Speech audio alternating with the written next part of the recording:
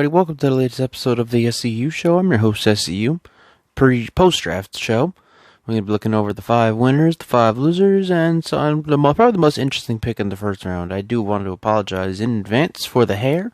Obviously, this whole quarantine thing has screwed everything up. Nobody's getting haircuts, and, it's just what it is at this point. I tried brushing it down, as you can see right over here. You see that it's not going down. I honestly tried brushing it. It's not working.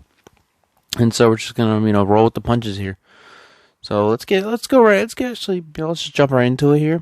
The 5 winners and losers of the NFL draft. Let's start with the 5 winners of the NFL draft. And the first winner of the NFL draft, of course, is the Miami Dolphins. They got Tua Tagovailoa. Everybody knew that Tua was going to the Dolphins. I don't know why anybody even questioning it. If anybody was actually questioning it, there was no reason to be questioning it. It was going to happen. It was inevitable. They tried to trade up for number 3. Well, there was a rumor that they were trying to trade up for number 3. But it wound up being just rumors, like everything else, mostly with you here. But anyway, they got their quarterback of the future, their franchise quarterback. They do think that they have got their guy. I also got him some help, too. They got offensive tackle Austin Jackson from USC. I really think that's a great pick for them at 18. It was a very nice pick for them.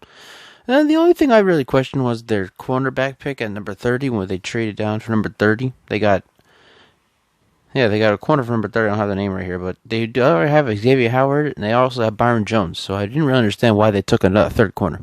I just didn't understand that. But they got Tua. They got the offensive tackle. So that's a big win for the Dolphins last night in round 1. The second winner of the last night's draft was the Vikings. They got a replacement for Stephon Diggs. They got Justin Jefferson from LSU, who we'll get to in a moment because somebody else passed on him. But I think that's a great pick for the Vikings. I think they, him and Justin Jefferson and Adam Thielen is going to be a real 1-2 punch, along with tight end Kyle Rudolph. Kirk Cousins is throwing to them. It's going to be great. They also, let's see what they have here. The Vikings also got cornerback Jeff Gladney to replace Xavier Rhodes. That's a really nice pick for them. Now, they still have a lot of pieces to, fix and everything, but they really helped themselves in the first round last night with their 2 picks. They traded with the 49ers to get the 31st pick. The Niners traded up.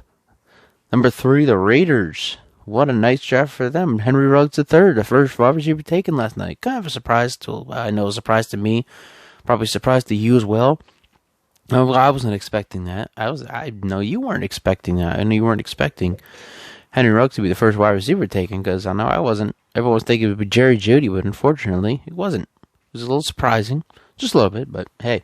Him, Nelson Aguilar, you got Josh Jacobs in the backfield, and you got 2 quarterbacks. And again, I think this is going to be the most interesting quarterback battle going forward. The Marcus Mariota against Derek Carr battle is going to be the most interesting in the NFL. The second would be Mitch Trubisky and Nick Foles, but that was not really that interesting. So Raiders, big win last night getting Henry Ruggs. I think the number 3 receiver in the draft. The first receiver taken last night. Let's see. Cowboys. I'm not a Cowboys fan anymore, but love this pick. Really like this pick for the Cowboys. They got CeeDee Lamb, who I think is going to be a great receiver in the NFL. A lot of people say, he can't get separation, he can't do this, he played the Big 12. It doesn't matter to me because he's still a very talented wide receiver, and he's going to show that with Dak Prescott. Very nice. I think he's an upgrade from Randall Cobb. Randall Cobb is old. He didn't do much for Dallas last year. He signed a 1-year deal, whatever the case was. CeeDee Lamb, very nice pick for the Cowboys. They definitely won their draft last night. And the Chargers, the 5th winner of the draft, they got Justin Herbert. Again, inevitable. Perfect pick. We'll get to Justin Herbert in a moment. That was a perfect pick for the Chargers. I love that pick. Absolutely. I think everybody else should. They also got Kenneth Murray, the top linebacker in the draft out of Oklahoma.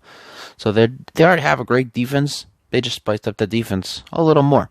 So way to go to the Chargers, Cowboys, Vikings, Raiders, and the Dolphins. Winners of the NFL draft last night. Alright, well, let's switch gears now. Let's go to, and again, very short show today, by the way. Let's go to the 5 losers of the NFL draft. Let's start with the Cardinals. Their biggest need was an offensive lineman. You would think they would take an offensive lineman. No, they took a linebacker. And again, this is a very nice pick. Isaiah Simmons, the top linebacker in the draft. Everybody loves Isaiah Simmons, but For the Cardinals to take him when they needed offensive linemen, and there were like all of them except Andrew Thomas was available at the point at number 8. Very head scratching, and then very confusing. They made no sense. I don't understand why they took him. I don't. There's a very bad pick for the Cardinals. You know, their defense will get better, but you're still going to have Kyler Murray running for his life now. Bad pick. I didn't like it. I know a lot of people didn't like it either. The Jets. Of course, the Jets are a dumpster fire. I say this all the time. The Jets are such a dumpster fire. Their owner is a crapshoot. Their head coach is a crapshoot. Their quarterback is a crapshoot. And they need a receiver. They got rid of their number one receiver, Robbie Anderson, let him go to the Panthers. And you're thinking, if you're a Jets fan, I know I was thinking, you got to get a receiver. You got to get Jerry Jeudy. You got to get CeeDee Lamb. Henry Ruggs is available at number 11. All 3 of them were available. The top 3 receivers were available at number 11. And the Jets took Mekhi Becton from Ole Miss, who is a crapshoot as well in the draft when it comes to offensive linemen. Not a good pick for the Jets at all. I don't understand it. It just shows what the Jets are. They're the Jets. The Eagles are. It wasn't a terrible pick. They did get wide receiver. Let's see, Jalen Reagor from TCU. I mean, it's not a terrible pick. But you're at 21 and you have Justin Jefferson sitting there, and everyone's expecting him to go there, and you drop this bomb. I'm not saying that Jalen Reagor is not going to be good for the Eagles, because the Eagles can use anything at this point. With Carson Wentz, they don't have anything. They have Greg Ward Jr. as their number 1 receiver now. Oh, Sean Jackson, but other than that, it's Greg Ward, who was a former quarterback. And then you got this guy out of TCU. You should have taken Justin Jefferson, just my opinion, of course. But, you know, the Eagles are going to do what they want to do. We'll see how that works out for them. I don't know. Not much is known about Jalen Reagor, but I do know right now, looked like kind of a miss when you had Justin Jefferson sitting there for you at 21. And everyone's thinking this is the biggest crapshoot of the whole first round. The Packers traded up from 20, I think they were 29, 28. They went up to 26. And you think they're going to get, a second receiver maybe for Aaron Rodgers. No. And this is going to be a big topic going forward. They got Jordan Love. The most overrated quarterback in the draft, in my opinion. And you know what? I'm kind of glad that the Packers took Jordan Love, because now you'll see. Jordan Love's not even going to play in Green Bay. You think Aaron Rodgers is going to hang it up in 3 years like Brett Favre did, and Aaron Rodgers is going to take over and and Jordan Love's going to take over and win a Super Bowl? That's not happening. Jordan Love's not going to see the light of day in Green Bay. He's not even going to play in Green Bay. He'll be a backup. I don't know if he'll be a backup his whole career, but the way this looks right now, with him going to the Packers, where they don't need a quarterback, and for another 3, 4, 5, even 5 years, and they take him, yeah, it's the worst pick, and everybody's saying it's the worst pick of the draft, first round of the draft, and I'm there with them. It's like, what a crappy pick for the Packers, and good luck to Jordan Love, because you're not going to see the light of day in Green Bay. And the 5th team is the Seahawks. They drafted an outside linebacker, which I didn't really understand, because they still have Bobby Wagner, who I believe led the league in tackles last year, if I'm not mistaken. So, I don't know. Maybe, I guess Bobby Wagner's getting to that time soon. A few more years. But to take an offensive linebacker with your first pick when you have Bobby Wagner? Nah, I didn't really care for that pick. I didn't get it. Didn't make any sense to me. But there you have the 5 losers of the NFL draft. For me, first round, the Cardinals, the Jets, the Eagles, the Packers, and the Seahawks. Really, the Packers, though, wow. What a miss. What a miss for the Packers. That was really bad. Jordan Love, really? You have all these quarterbacks, you take Jordan Love. You take a quarterback. You could have taken a receiver. What a crapshoot. Congratulations, Green Bay, you messed up. And everybody knows it. Alright, so here's the most interesting thing. And again, as we talked about this, Justin Herbert went to the Chargers. And again, it was pretty much inevitable. We all knew Justin Herbert was going to the Chargers. And, everybody thinks, it's Tyrod Taylor's team. Tyrod Taylor's going to be the starting quarterback week 1. Why do we give Justin Herbert a chance? I thought the same thing. I thought Tyrod Taylor was going to start this year. Maybe Justin Herbert steps in middle of the season, quarter way through the season or something. But now I'm starting to think, and I was watching this after the draft, NFL Network was on, and they had Charles Davis and Steve Smith, and they were talking about how It was Tyrod Taylor's team, and I started to think, maybe we should give Justin Herbert the chance to start in LA, because we know who Tyrod Taylor is. He's an interesting quarterback. He's very talented. But this is also the guy that got benched for Baker Mayfield. Week 3 of the 2018 season. And you could blame that on Hugh Jackson. But when you look at it, Tyrod Taylor was benched for Baker Mayfield, and Baker Mayfield took the Browns just a game to the playoffs. He was a game away from taking the Browns to the playoffs. So we were really going to. If I'm Anthony Lynn, I don't know if I trust Tyrod Taylor like that much. I don't know. I just don't think so. I wouldn't really. I don't know if I do. I would give Justin Herbert the chance to start for the starting quarterback role. I'll see how that works out. If Justin Herbert's not ready, I still think he starts sometime during the season. I do think that maybe Tyrod Taylor does have some problems, throws some picks that he shouldn't, and Justin Herbert gets his chance. But I do think that the Chargers should give him the chance to compete for the starting quarterback if there is a camp this year. If not, well, I guess we'll see what happens with the Chargers. But again, great pick for them. Justin Herbert, number 6. It was inevitable. And I can't wait to see him take over that franchise. It's going to be awesome. All right.